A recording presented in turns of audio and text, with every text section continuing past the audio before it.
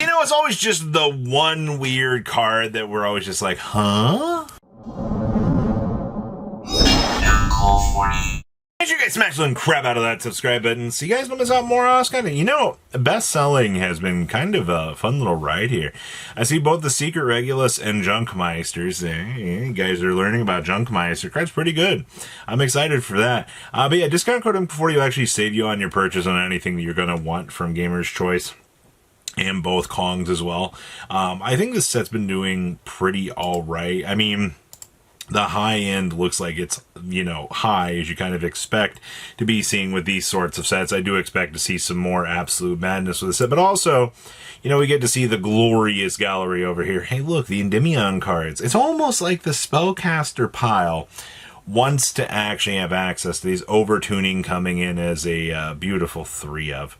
I cannot wait to see how this card's going to corrupt the meta with Cool Tune. But yeah, everything's kind of what you would expect, to say the least. So yes, discount code MCO40, save you on your purchase. All right, Gravekeeper's Watcher. You know, showed up as a one-off tech choice out of an event recently, and the card just kind of spiked up in price. Well, when your opponent activates a card that includes the effect to make your opponent discard, we can activate this card from the hand, negate that activation of that effect, and destroy it. This is a really funny tech choice you can actually play against Mind Shuffle, and the fact that we live in an era right now where Gravekeeper's Watcher is a discussable tech choice is nothing but humorous, in the very least. Now, I will say, looking at the DR1 versions for 15s, looking at the Legendary Collections versions for 14s, and obviously, you know, seeing these moving up to the $8 mark, and even more is crazy and yet phenomenal at the same time.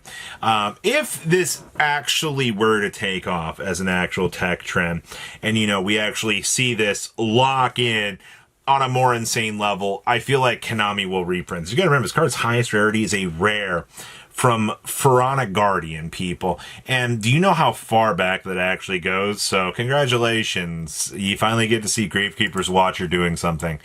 Yesterday we got to talk about the effects of a Morphage Sloth. Sloth has been going off for a couple of days now. It was, when I got the chance to talk to it, it was already a day or two in. But the reason why they're choosing to play Sloth, and this was something that people were like, well, why are you playing Sloth over Lechery?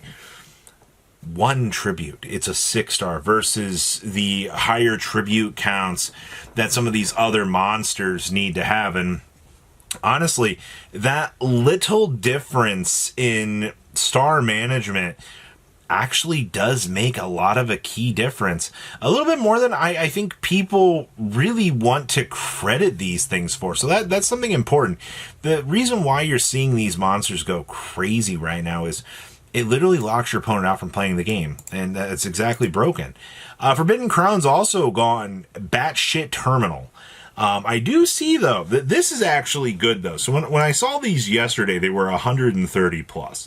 So actually coming back into today's market, it looks like we're finally starting to have people try to do the race to the bottom, where they just want to push this card down as essentially as fast as they can. These are coming in at $105, $115, you know, $117. But I mean, all of your $130 copies that were really like the scary part of today's market has very much started to shift around. You're finally starting to see a little bit of a cool down on this, which hopefully is good. You know, the fluctuation of this card is absolutely amazing. And honestly, I think the community's behavior about this card is also kind of crazy. We also have, oh boy, we talked about Illusion Game. This is crazy, man. You have a $30 mod play Secret Rare, but you've also got Secret Rares coming in at $50. And this is what I said yesterday. We talked about this. When you have two cards, their two rarities sync up with each other, you know that second higher rarity is about to blast off within a couple of days or even a week. And it tends to be the same trend over and over again. When people see these cheap, powerful cards within the meta, and they say, oh crap, like these are sinking. Why are these so cheap? That's when you start to go, oh, well, this is going to get bad. And that's where you're going to start to see these go up. And also, take note of Mesa Muertos here. Muertos is $100 a box. 3 cents shy of it, I guess, on lowest listing, but you're still already pushing $100. So like, this is not a cheap card to go try to pull from like one of the $30-$40 boxes. No, this is a $50 card, actually doing pretty well. We've also got Blackluster Soldier, the Soldier of Chaos. These are, I guess, pushing up right now. You can get a Spanish version. I love that they took a picture of the picture. That's freaking funny. This is $40. I hope it's not actually the picture I'm receiving. But when you creep on down here, the lowest listing is at $54, $85, $120. I also need to remind people that, the Ultimate Rare is not the only one of this available. You also have the Ghost Rare, which Ghost Rare is also hitting $82 a piece now, which I guess I'm not happy about that. Your Secret Rare versions from Battles of Revenge are $8, $5, and your Ultras from Mavens are hitting the $4-ish mark after shipping inclusion here. So every one of these Blackluster Soldiers, once again, like, we're kind of regaining momentum for this. And I guess, like, if you want to build this into the Mind Shuffle deck, just to have a very large monster that you could just rotate one of your ritual pieces out and then pull it back in, it's not a terrible idea. It's just, it's never seen play in the OCG, so I don't know if it will actually crack down as a decent idea. We also have Fortune Lady Every. This... somebody said, well, Robbie, actually, Fortune Lady Every is a tech choice in Elfno. And I mean, I guess it's a tuner plus a non-tuner spellcaster. And then, you can banish this card, or you can increase this card's level by 1, then you can banish one face of monster your opponent controls.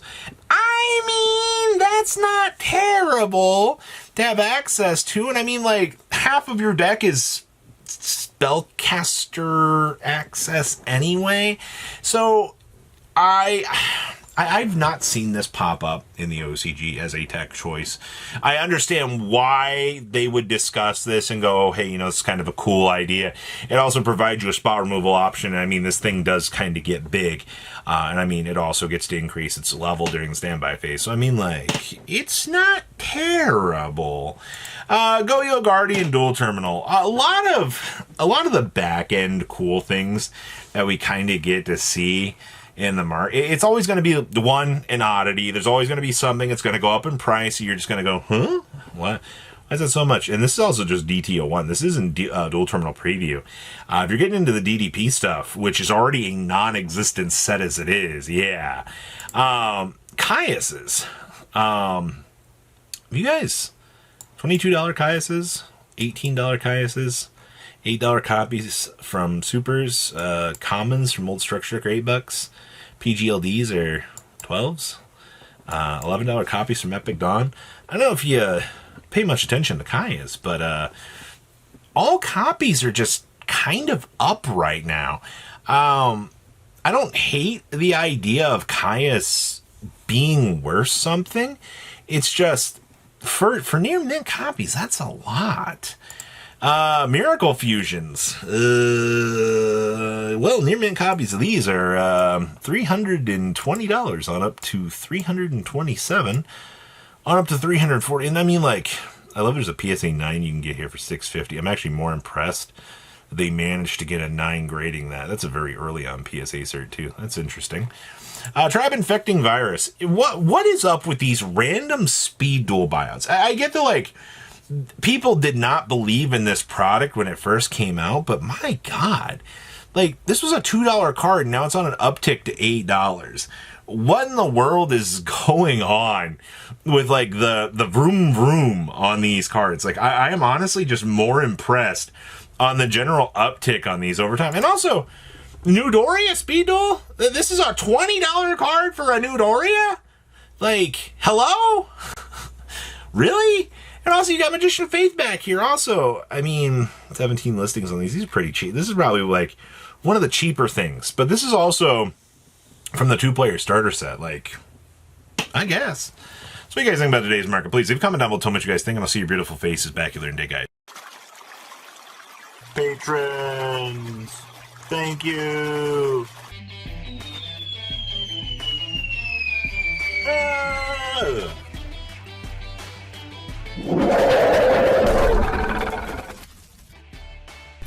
Thank you so much for watching. Check out these other videos.